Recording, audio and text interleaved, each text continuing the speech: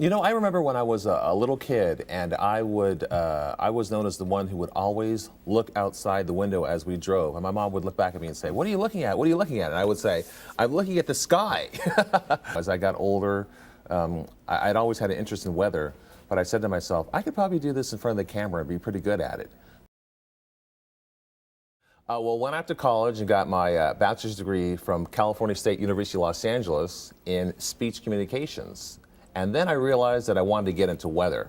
And so what I did was I went up to San Jose State, I got my minor in meteorology, and then I got my first job on television. In fact, it was in Santa Barbara, California. They just wanted me to be the fill-in person. So I did that for a couple of months. Eventually, after trying to get a job for 6 months, a full-time job, I finally got hired in Palm Springs. And at that point, I worked there for a couple of years. And after doing the weather in Palm Springs for a couple of years, I said to myself, I want to really tackle some weather.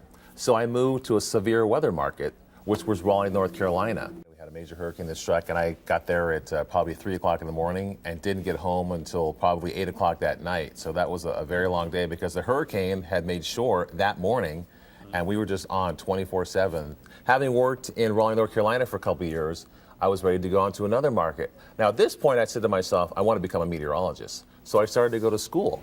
I actually went to Mississippi State University and took courses over the internet so that I could get my degree in meteorology and become the best weatherman that I could. So then, having worked in Raleigh, North Carolina for a couple of years, I moved on to Indianapolis, Indiana, which was all about snow. I mean, that's the big deal in Indianapolis. It's about snow in the winter season. Sure, we have severe weather too, but the bigger story in Indianapolis is always about snow.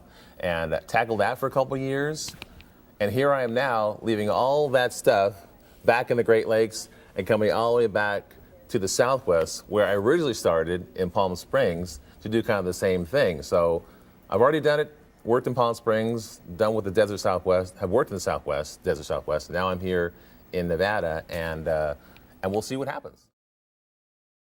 There is a greater variation of weather than you would think. I mean, you can go up to the mountains where it can be at freezing, and then you can come down to the valley where it could be like 75 degrees. And then during the monsoonal season, where you have a wind direction change, you have onshore flow, you have moisture moving in, that's when you have thunderstorms that form.